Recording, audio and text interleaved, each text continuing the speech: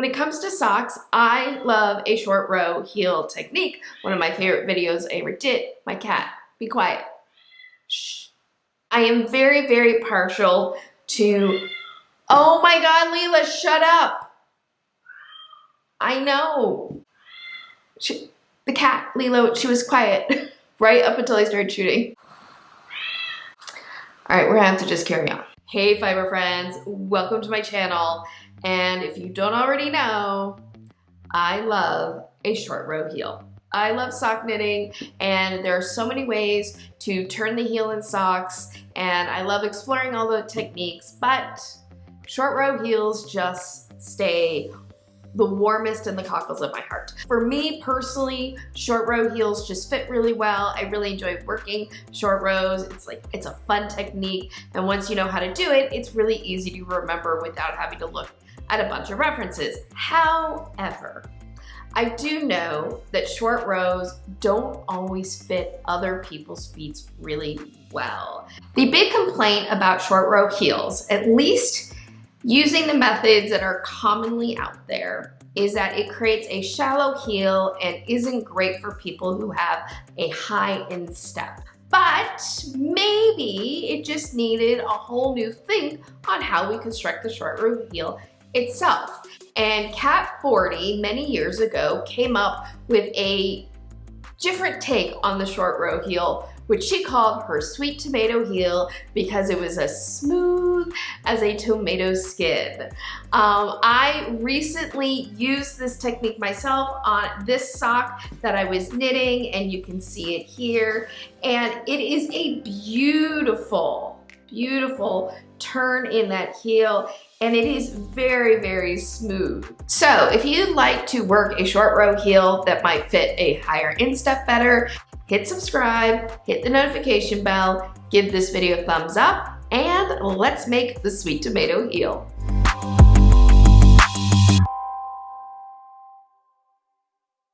There's some very cool features about this sweet tomato heel that makes it different from the way a lot of us have learned how to make short row heels. And I'm gonna point out some of the differences and give you kind of a larger overview on how this heel is constructed.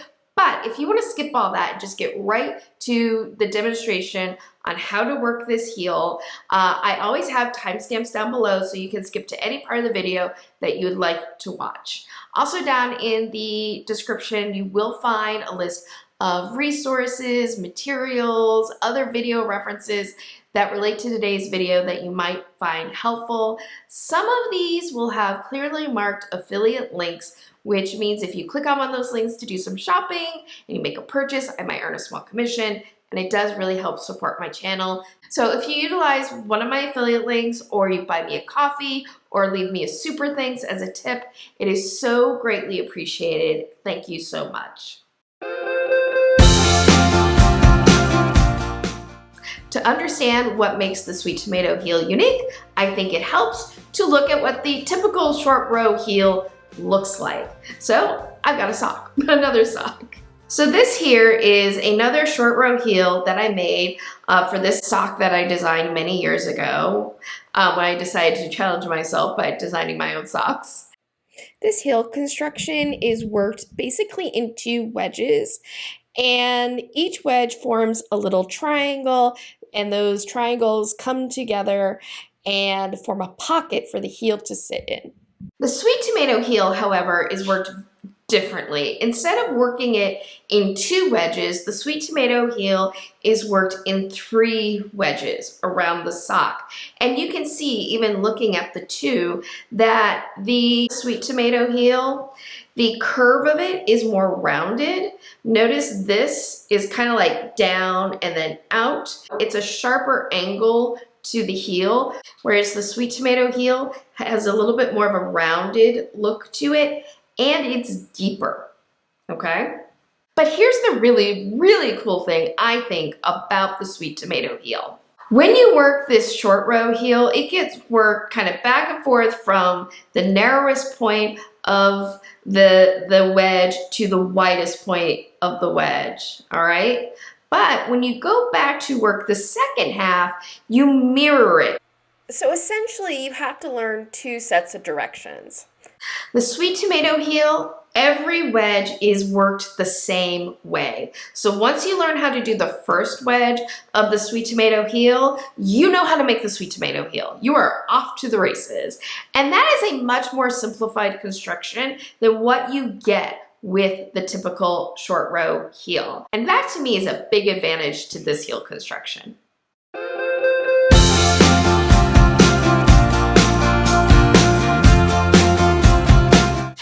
Okay, so we're gonna look at how we actually construct the short row heel, and to do this, I have this little demo work here.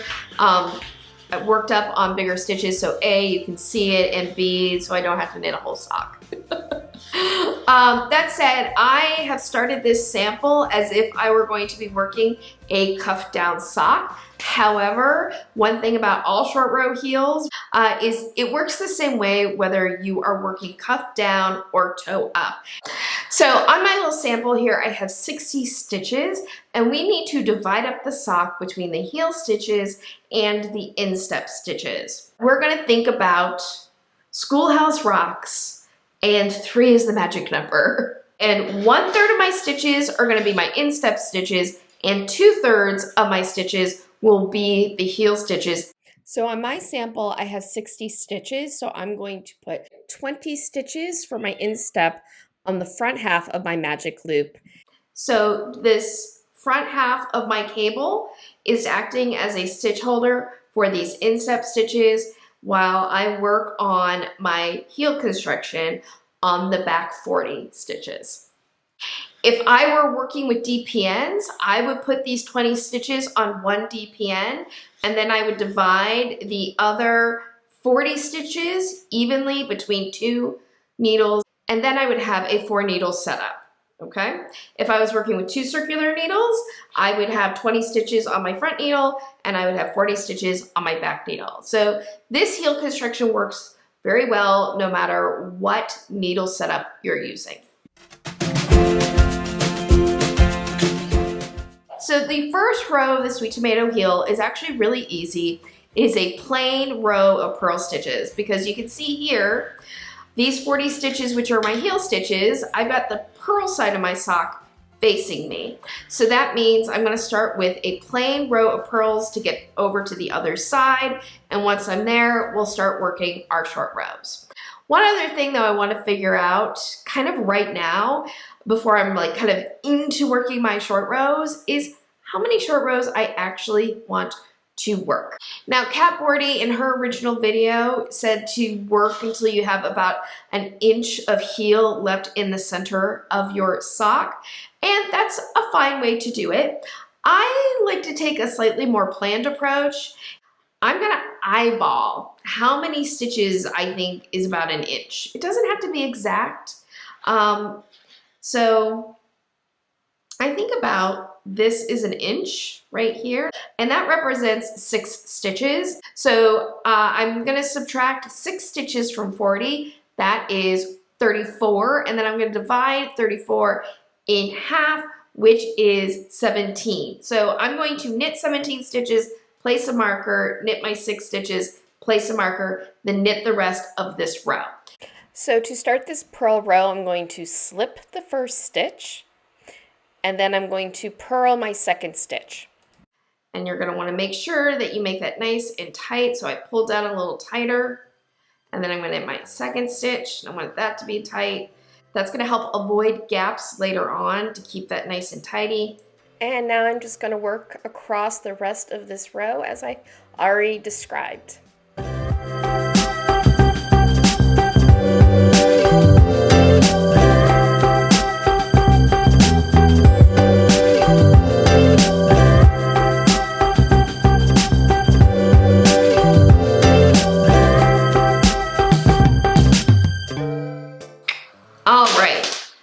My first row of the heel is done, and we're now ready to move on to working our short rows.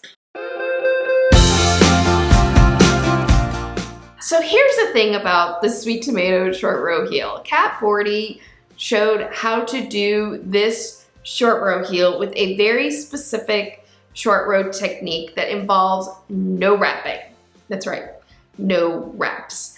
However, I personally struggle a little bit with that method, getting it so that my short rows are nice and tidy.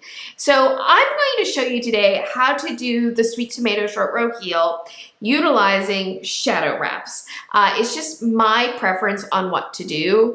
But if you want to see her technique on how to do the short row, I'm going to have her original video linked down below for your reference.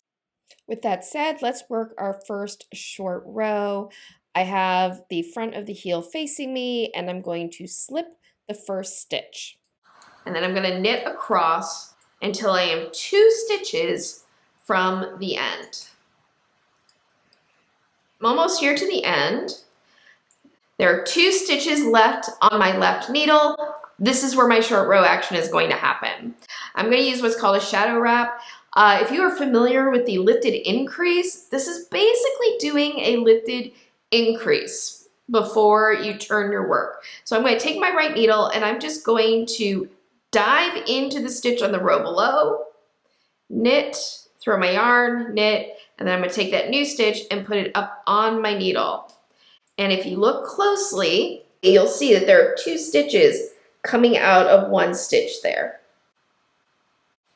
Now I'm going to turn my needles. And I'm going to purl across until I'm again 2 stitches from the end of my heel stitches. Okay, we're getting here towards the end of this row. And boom. There's 2 stitches left here on my left needle, so I'm going to stop, and it's time for my short row technique. To do shadow stitch on this side, I'm going to take my right needle, insert it into the purl bump on the row below, lift that purl bump up onto my left needle, and then I can purl through that purl bump.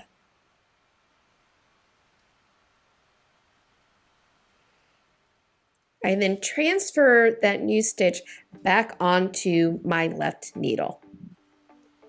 Turn my work. And now I'm going to knit back to 2 stitches before the previous shadow stitch. So one of the nice things about this is those shadow stitches start acting like stitch markers for your short rows. If you want a more detailed look at doing the shadow stitch short row, I do have a video about that, which I will link up here and down in the description box below. Okay, coming up here towards the end. Oops. All right, and right here is my previous turning point. This is where my shadow stitch, shadow wrap short row is. These are 2 stitches before it, so now I am at my next turning point. So I'm going to take my needle, and I'm going to dive down into the row below, throw my new stitch, put it up on my needle, and boom, there it is. So this is what it'll look like after each short row. Normal stitch, shadow wrap, normal stitch, shadow wrap.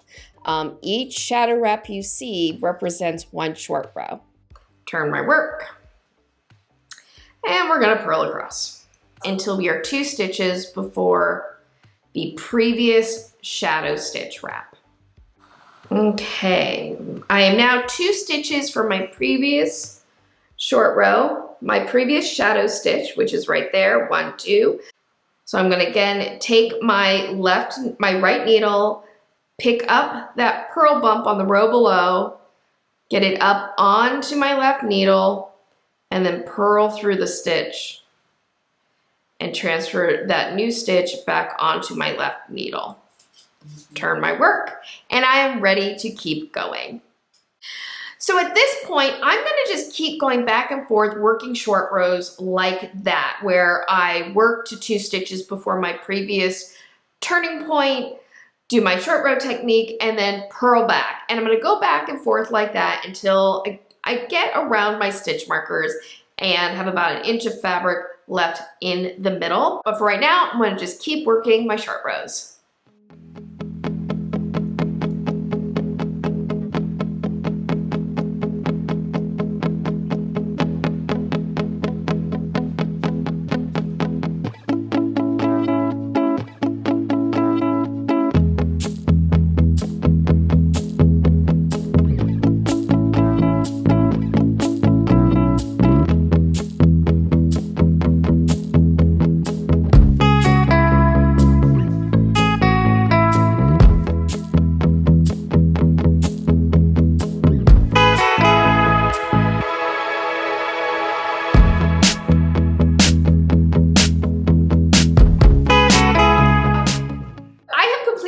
all of my short rows. Let's count how many I have.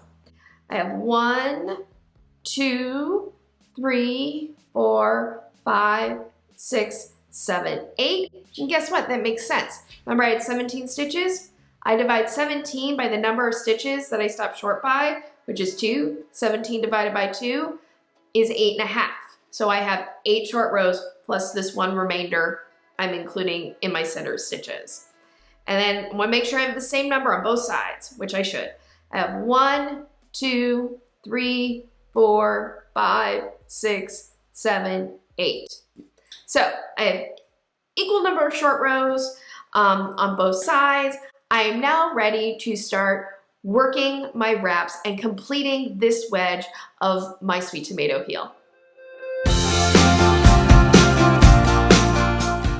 I think one of the reasons that I enjoy the sweet tomato heel is in some ways it does remind me of the boomerang heel, which is my favorite short row heel.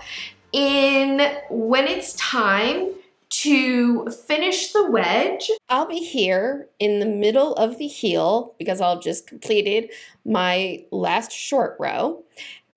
I am going to knit across and work all my wraps, and then I'm going to boomerang around the instep stitches, work back around, and then I can work all of my wraps on the right side of the heel. And this is pretty much the same thing that you do when you're working a boomerang heel. So this feels like home to me.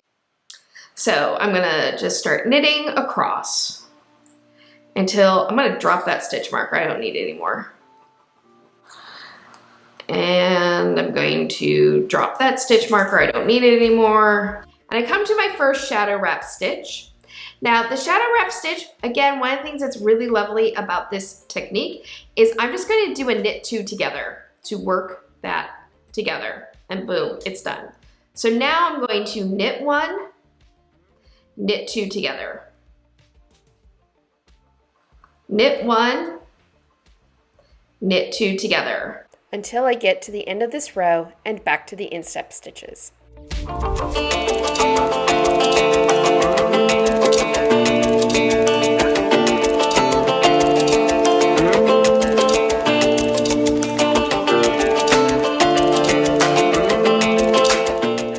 Okay, so all of those short rows have been worked. I'm now going to turn my needle and I can work my instep stitches.